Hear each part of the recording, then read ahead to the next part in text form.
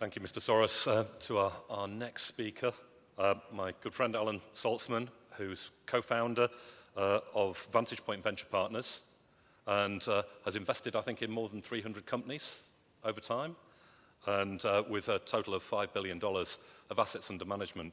And really one of the first of the venture capital companies to focus on clean technology in a big way. And Alan, I'm going to quote you.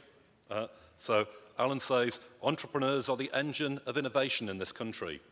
Clean tech and the technology at the heart of clean tech will transform the current century." Alan, over to you.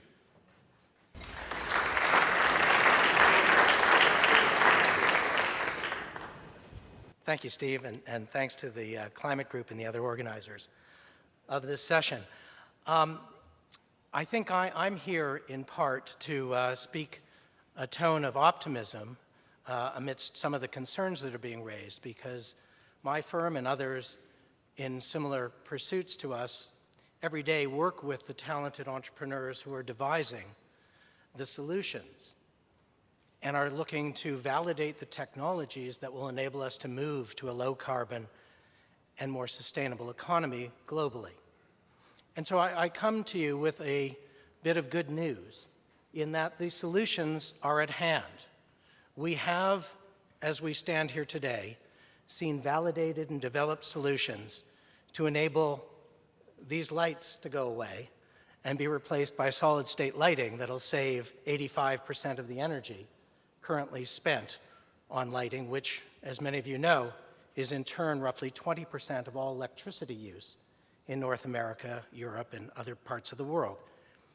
We've seen solutions in energy storage, which vastly change the scope and style of energy deployments. We've seen solutions on creating power plants at scale, at gigawatt scale, out of solar resources so that we can avoid massive use of coal. We've seen deployments now of electric vehicles and the scale-up of industry as they prepare for an electric vehicle future.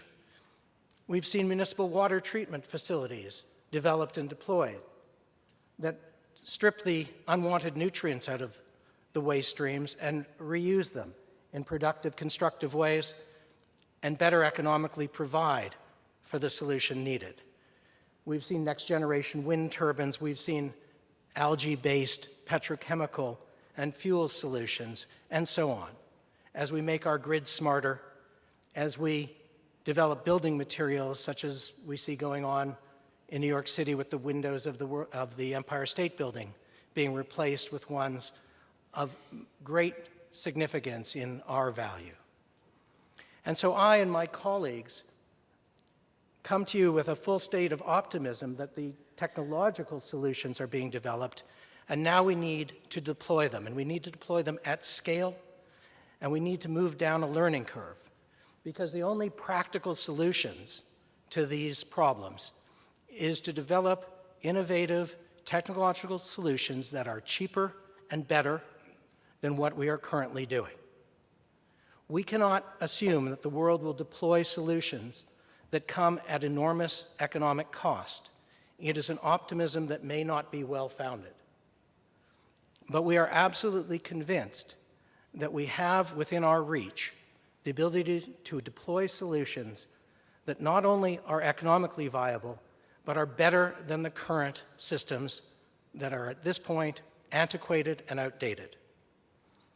So I welcome the opportunity to be here this week and to work with you all in developing the mechanisms and systems, the public and private partnerships, the innovative financing techniques, to be able to deploy at scale the solutions that are being developed. Thank you.